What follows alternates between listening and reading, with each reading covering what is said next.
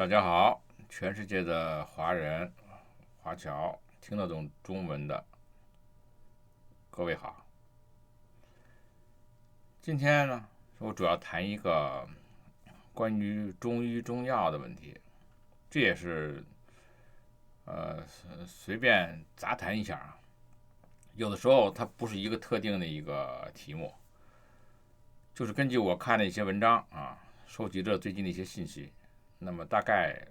讲一下我的一些想法。我们知道秦始皇啊，作为中国历史上第一位皇帝啊，他的陵墓的建设呢，充满了奢华与神秘。那么陵墓中的水银河，不仅是一种象征着永恒的表示，也是一种防腐与保护的手段。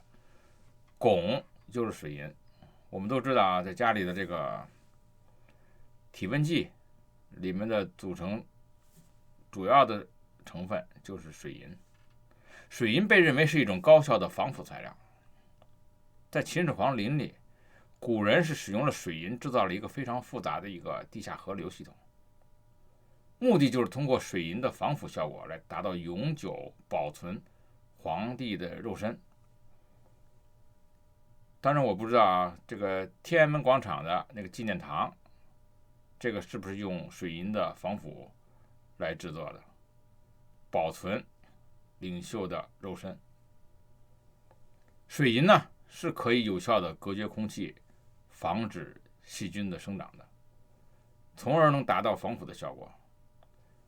实际上，水银这个特性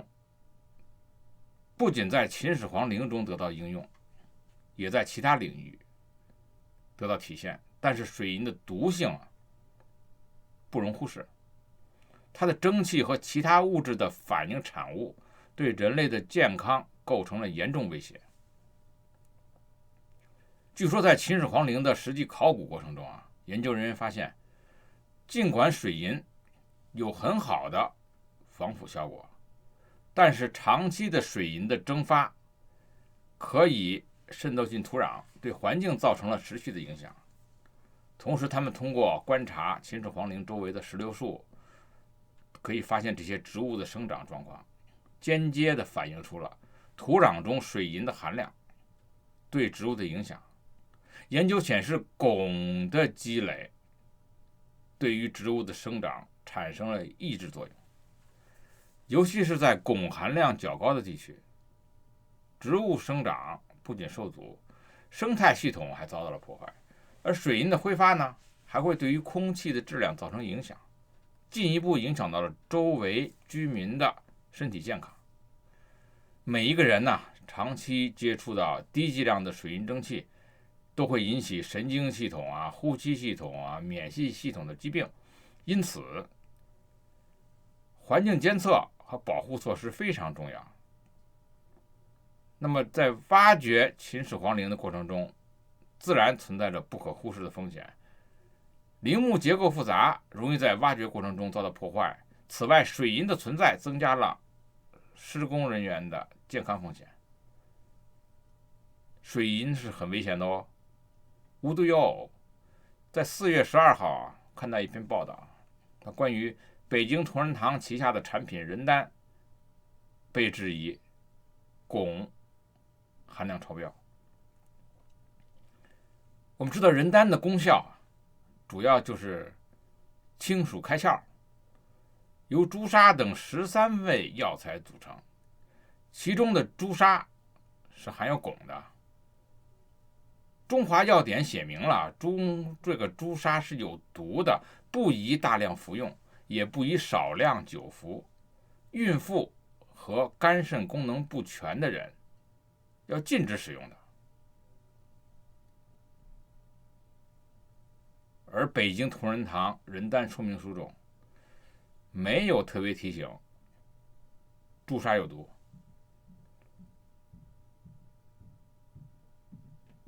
据多家媒体的披露，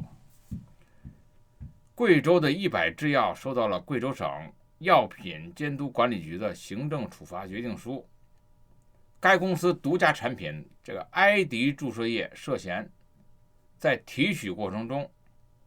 部分工序没有严格按照工艺规程进行操作，不符合药品生产质量管理规定，依法要立案调查，所以埃迪注射液被勒令暂停生产和销售。我看到我们家的老人了他们也经常用这些中药的注射液。直到今天为止，我一直是不相信中药怎么能变成注射液打到人的身体里。埃迪注射液的洋名其实是一款地地道道的中药注射液，号称是抗肿瘤。这个埃迪注射液呢，还据说有秘密级的国家专利还有国家中药2级保护品种等等称号。当然了，从这个处罚决定书中基本上和这个药的药理药性是无关的，它主要是讨论的是工序没按照工艺的规范流程操作，药材呢没有这个静置就是给斑毛进行清洁，然后直接就投到锅里去了，就煮去了，也包括了生产记录保存不齐全，填写的内容不完整，也不能保证每批产品能够追溯到人，甚至还发现涂改签名的这个情况，而且在未经确认的冷库里存放关键的物料提取液。这个告知书所说的埃迪注射液呢存在的问题，但是这是使我联想到了这个埃迪注射液呢以前发生过的一些事情，而且它并不是偶然性的事件。在2015年的时候这个江西省的食药监局发布的药品质量公告里就已经说埃迪注射液呢检测出了含有可以看见的异物，而位列不符合规定的药品名单之中。所有的这些中药注射液我们知道经常存在可见的异物，可能会导致严重的临床的医学事故。这种可见异物对人体危害极大可以造成毛细血管堵塞啦，形成肉芽肿啦，而且短期不容易发现，对身体造成了潜在的累计伤害。更重要的是，如果一旦你这个中药的注射液被检测出有可见的异物，而且这个中药注射液本身的化学属性乱七八糟，你要知道埃迪注射液为例它的成分包括了斑毛、人参，还有刺五加，还有辅料为甘油。也就是说，埃迪注射液的最终产品实际上是由上述几种成分通过静置、煎煮、提取等一系列操作，也许我可以形容为骚操作，形成了多种不同分子乱七八糟的复杂混合物或者是化合物。从我有限的化学知识可以知道根据物质的组成、性质和结合的方式区别，可以将不同的物质分成化合物或者混合物。那么化合物呢，是由2种或者2种以上的元素组成的纯净物，通常呢还有一定的组成的元素呢不再保持单质状态时的性质，而且必须用化学方法才能分离，组成是恒定的。而混合物我们就知道就是一个不稳定的状态2种或2种以上的物质混合而成，没有固定的组成和性质。你组成了混合物的各种成分之间根本没有发生化学反应，保持着原来的性质，所以就可以用物理的方法把所有的物质加以分离。而现代医学所使用的化学注射液通常就是单分子结构的化合物，它的特点是结构简单，组成恒定，化学的性质稳定。而这个什么中药注射液通常是由成百上千种不同分子结构构成的药材，在2次混合之后，通过一些炮制、煎煮、提取形成的化学物质，它不但它的成分复杂到难以想象，而且在制作过程中，除了人为污染以外或者物质污染以外，来自不同混合物的分子之间乱七八糟发生一些意料之外的化学反应，最终的生成物不仅含有混合物，可能还有存在新生成的化合物，它的化学性质非常难以预料。那么由多种复杂成分构成的混合物，造成了这种乱七八糟的注射液呢，自然就产生了可以看到的异物，这是一个有一定概率的必然性的。这也导致了中药的注射液屡屡被查出了可见异物。举个例子，除了这个埃迪注射液、板蓝根注射液、丹参注射液、生脉注射液、清开灵注射液，这种中药注射液都曾经上过黑名单。公正的说，化学的注射剂也会被检测出可见的异物，但是这更多是由于生产工艺不佳造成的，而不是它的化学性质导致了根源性问题。那么毒副作用与不良反应是中药注射液中一直是这个中医出现的重灾区。清开灵注射液、双黄连注射液、葛根素氯化钠注射液、葛根素葡萄糖注射液、葛根素注射液、注射用葛根素、参脉注射液、鱼腥草注射液什么连璧质注射液、生脉注射液、香丹注射液，都曾经入选过不良反应事件的黑名单。导致不良反应的原因，除了生产工艺的问题，就是因为它的成分过于复杂，导致各种不稳定，药物本身的一些特殊成分带来一些潜在的危害，这种潜在的危害又无法人为的控制。以这个埃迪注射液为例，相比于人参、四五加这种植物成分，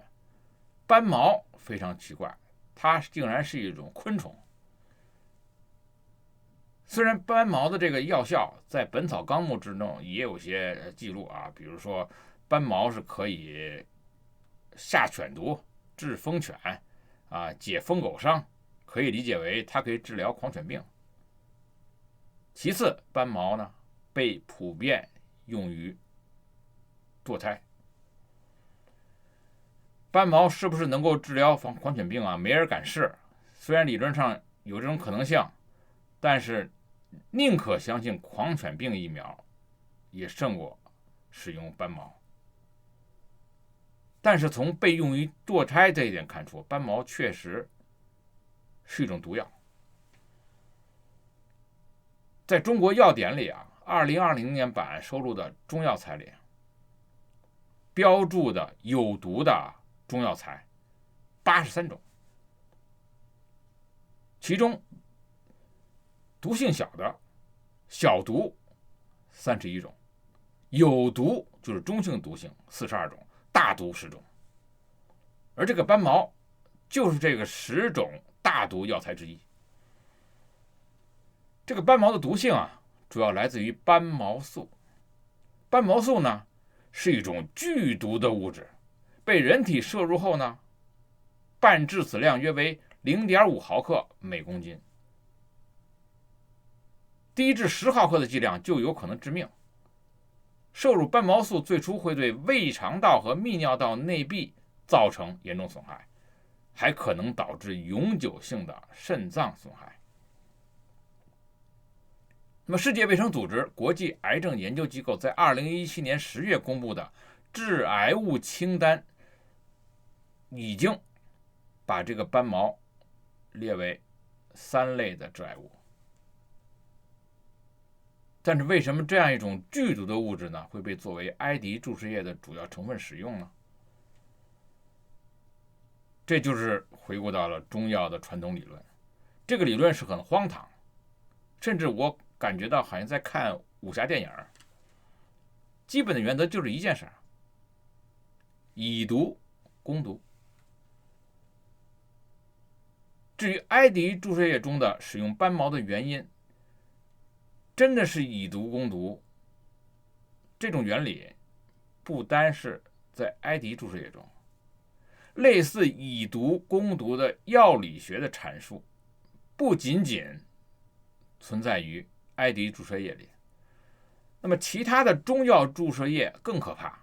比如说提取自蟾蜍的蟾酥注射液、华蟾树注射液，含有马兜铃酸的鱼腥草注射液，背后都有这个最基本的以毒攻毒的理论作为支撑。当然了，作为一个外行，我知道用有毒的药物来治疗疾病也是普遍存在的，包括了化学药物它也是有毒的，多多少少都存在着一些毒副作用。但最重要的也是最需要明确的，就是你必须要有明确可靠的临床实验数据来证明这种有毒的成分确实对其针对的适应症有效，也必须有明确的毒副作用的标注，让使用者能够正确的衡量风险，是否应该冒着毒副作用的危险使用这个药物。那么这个埃迪注射液在内的中药的注射液疗效如何呢？埃迪注射液的功能主治看上去吓死人呢，有清热解毒、消瘀散结，用于原发性肝癌、肺癌、直肠癌、恶性淋巴癌、妇科恶性肿瘤等。从它宣称的功能来看，埃迪注射液能适用于多种癌症治疗。如果真的有疗效，可以马上拿诺贝尔医学奖。问题就是证明一种药物是否有效，仅仅靠着古代药物的典籍是不够的，仅仅靠着古人的经验主义是不够的，也更不能依靠药商的宣传。确实需要一个现代化的按照西药的检验方式，叫做大样本随机双盲对照临床实验。但是这个埃迪注射液的临床实验数据呢，不太乐观。根据中国医学科学院的这个学部委员、首都医科大学校长饶毅教授评价中药的注射液是这样的：现在有一批中药厂要大量向全国推销中药注射剂，这不仅把西医要求的科学检验绕过去了，也把中医要求的不能大量推广也绕过去了。这种做法就是一种商人的做法，这是伪科学，这是谋财害命。不管是中医还是西医，两点核心是没有变的：第一是治疗效果，第二副作用不能太大。任何医疗方法都不能避免经过这两点的检验。所以有人会说，那么中医的情况大家都是总体感觉是稀里糊涂、稀里马虎，成分是糊里糊涂，大概其也许。问题在于现在的态度，如果中医像